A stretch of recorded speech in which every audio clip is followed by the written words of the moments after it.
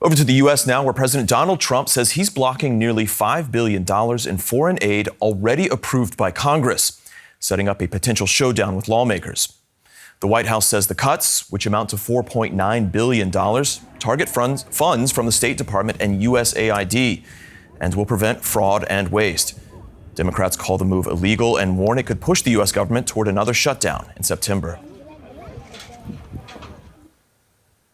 Enrique Roid was formerly with the U.S. Department of State and a coordinator with USAID. He's now with a nonprofit organization, the Seattle International Foundation. Enrique, welcome to our show.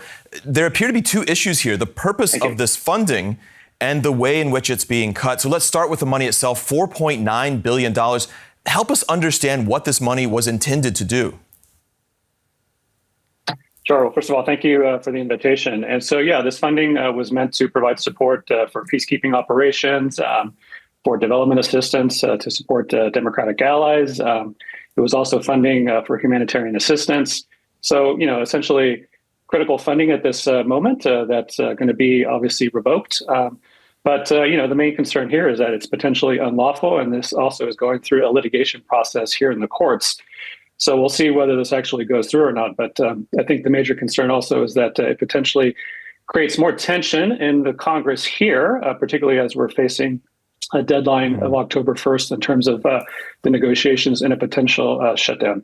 I want to touch on that legal aspect in just a moment. But first, Trump says that there is waste and fraud potentially here. How should we look at this?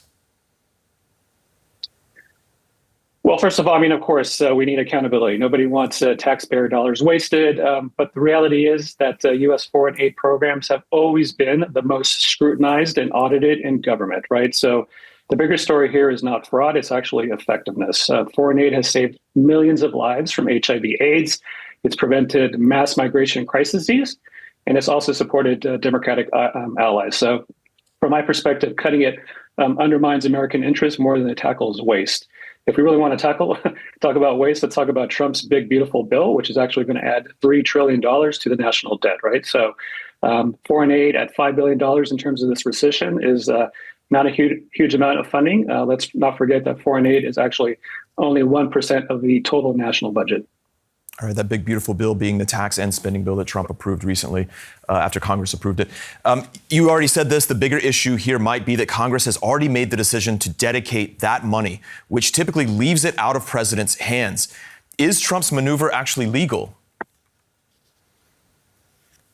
Well, this is the question. Even the Senate's top Republican appropriator, Maine Senator Susan Collins, has said that any effort to rescind appropriated funds without congressional approval is a clear violation of the law, right? So there are many legal concerns here. That's why this is still being litigated here in the courts. It's actually now going to supercharge the legal fight, which is back in the hands of U.S. District Judge Amir Ali, who's a Biden era appointee who previously found that the administration's withholding of U.S. funds to be illegal on multiple grounds. So we expect that this federal judge, Ali, he'll rule quickly on whether there are other bases to order the administration to restore the funding, including whether the cuts were arbitrary and capricious under the law.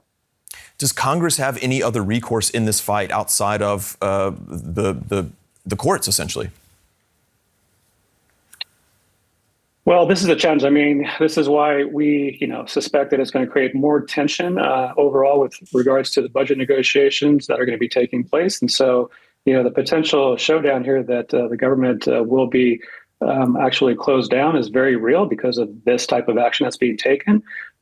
Rumors are that the OMB director, Russell Vought, is planning to do more of these type of pocket rescissions. And so, we could see a real showdown, and it has implications overall for the U.S. economy and what happens with regards to the negotiations over the larger budget.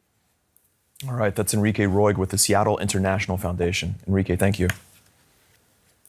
Great.